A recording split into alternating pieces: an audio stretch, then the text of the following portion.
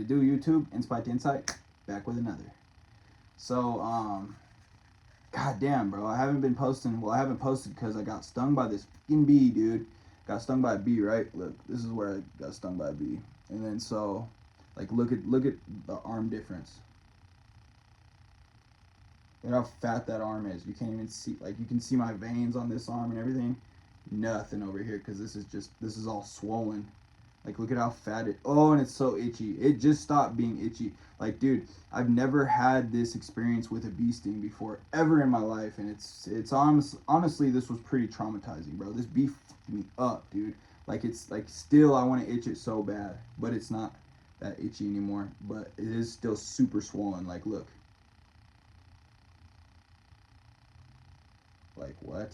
So fat. It was like Popeye, and the swelling went down so much. It was literally like Popeye's arms. I had Popeye arms yesterday. Now it's just swollen. But anyways, yeah. So that was pretty intense. I'd never gotten a reaction like that from a bee before. My dad, funny little side story or beginning story. My dad, he got stung when he was like younger, and his throat started swelling up. And so he went to the hospital, and they didn't prescribe. They gave him penicillin, right, to try to combat the venom. And turns out he's allergic to penicillin. So my dad literally pretty much got real close to dying from getting stung by a bee. So yeah, I feel like that's why it kind of had a pretty gnarly effect on me. It didn't start swelling up my throat, but it literally, the swelling was going all the way up to like this part of my arm, like right, it stopped like right here, but thankfully it just stopped because I didn't want to go to the hospital, but god damn it, it's just so bad. God darn it, it's just so bad right now. And then another thing is, I was fucking like when it was super swollen and super itchy, I was literally like what's the word, why can't I think of that word? Oh, torturing myself. I was literally torturing myself. I was just going like this and just like barely rubbing it and making it super itchy, and just to torture myself, making it super itchy and not even itching it. I'm a weirdo like that. Like I love doing that. Like right now it's itching super bad, but I'm not doing anything because it's like, it's so itchy that it feels good. It's weird. It's super weird. But it really doesn't feel good, because being itchy doesn't really feel good. But when it's so itchy, it kind of feels good. It's super weird. I'm a weirdo. Yeah. It was super weird. But yeah. And then like I have to itch it though. Fuck a bee sting. Yeah. Well, I think I pushed it. I made it pretty bad because I tried to dig it out, but I ended up pushing it in there and squeezing it out more. So yeah, I got messed up by that bee. Darn bees. Anyway, any Hooterville. We're gonna do a reading today for the collective, which is you. And I hope this message found you with peace, love, and prosperity. Bee stings could be significant. Swelling could be significant. Itching could be significant to you right now. I know it is to me. But let's see what message you guys need to hear for today is. Today is actually Friday night, and this is what I'm doing on my Friday night. Working. No, I love doing this. This shit isn't like work to me at all. Ooh, we got tough love here, baby. We got some tough love here. So you or someone you know might be trying to teach someone a lesson, or trying to make someone develop a little bit more in their life by the strategy, the procedure of tough love, my friends. And that is something that we've all have been through or witnessed at some point in our lives, and it's kind of feels like in the moment it feels like it's like but in the long run and in an awakened outlook of this situation, it is like very, very beautiful. It's a beautiful thing. But like, I've had to give people tough love. I'm sure you've had to give people tough love, or you've gotten tough love, and when you're getting tough love, it feels like it's hate. It definitely feels like it's hate. It's like, why are you doing that? Why can't we do it that way? It's like, obviously we can do something the easy way, but no, tough love is the opposite of that. That's what's going to build you up and make you the woman or man that you're supposed to be is tough love. So someone you just might be experiencing that in your life, and whether you're giving it or receiving it, you always got to, well, giving, it's fun. I like giving tough love because it's like, yeah, like, you know that they hate it, but then that's when you gotta explain to them, like, I'm doing this because I love you. That's the only reason I'm doing this, because I love you. But then they're gonna be like, no, the fuck you don't. Obviously you don't, or you wouldn't be doing this. But yes, my friends, yes, because that's what tough love is. It's doing something the complete detour way. Like, there's an easier way to get done, and they know that. And but you giving them to the tough love route, just it will create some friction, like right away. But you just gotta let them know. And if they have any type of maturity at all, they will understand that you love them and that you're doing it for their best good. So, walking on eggshells. So that was a good one to get right after tough love. So tough love could have people walking on eggshells around you. If you've been giving out the tough love, people might be kind of half stepping around you after that. I know with my big brother, he gave me some tough love. He always makes me, well, made when I used to be the little apprentice, little gutter boy. He would make me do the dirtiest of the dirty jobs, just in the ditch digging. I was the ditch boy. And I feel like he didn't tell me this or anything, but I just feel like that was tough love, That was tough love, because I was his little brother, so obviously he couldn't have me doing all the easy jobs, What fun would that be? So yeah, he used to make me do the jackhammer and just dig the ditches. Plumbing bases is what I'm talking about. I'm a plumber. I do all new construction, but it's just residential top outs, usually. But sometimes I do go back and do trims and do bases as well. So I'm talking about when we're doing bases.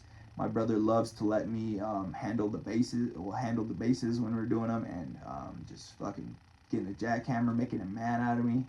And yeah, and looking back, that was all just tough love, That's all that was, and I'm okay with that because I needed that, It's just tough love.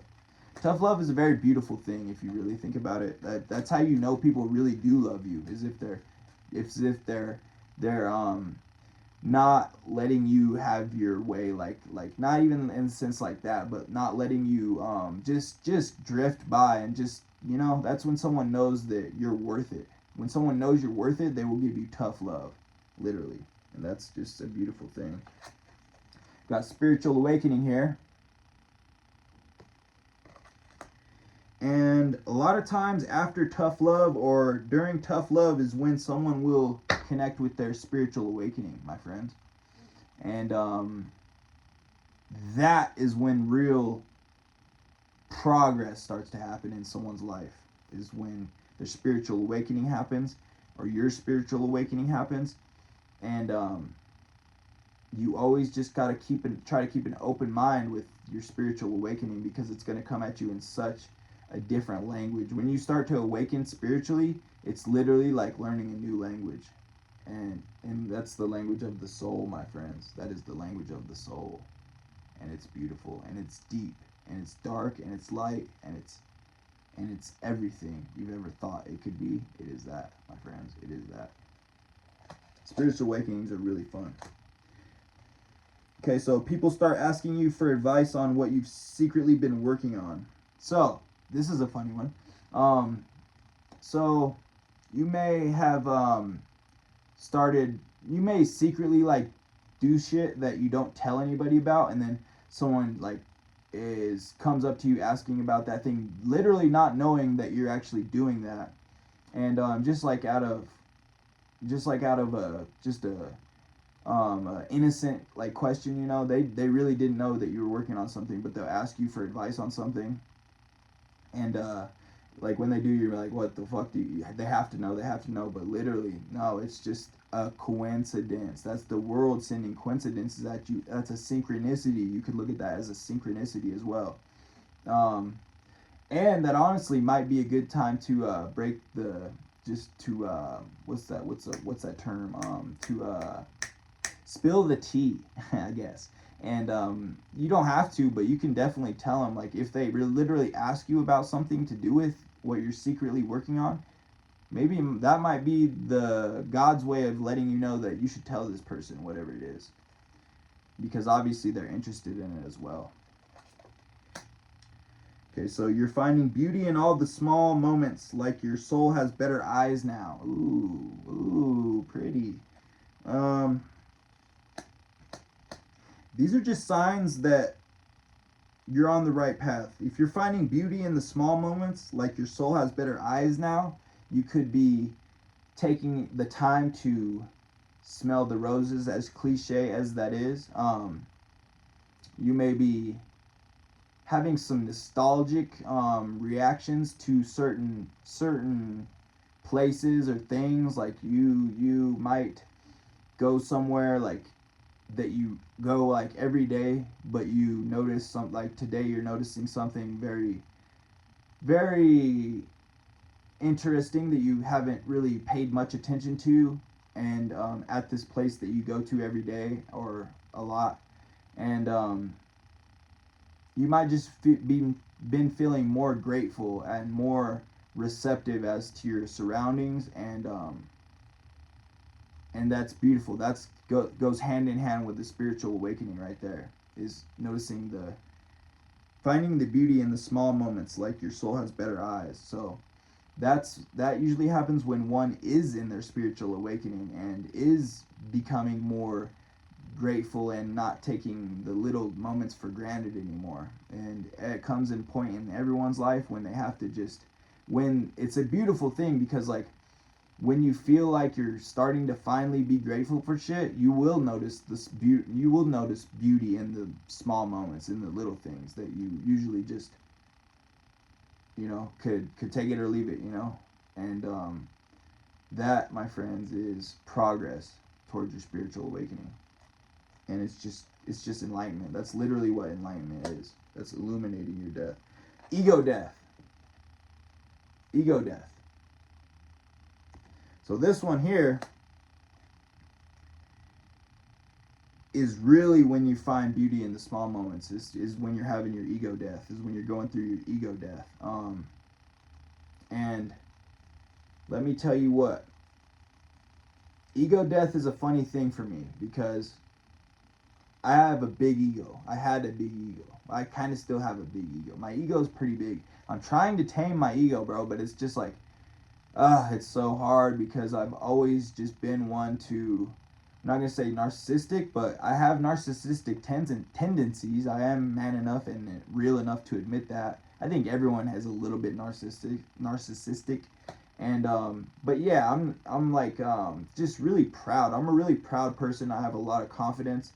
I'm just very confident. I'm comfortable in my skin, and in turn that leads it to be perceived that I have a really big ego, which I guess I do, because I'm confident. Like, but it's not even confident. It's like, or it's not even like,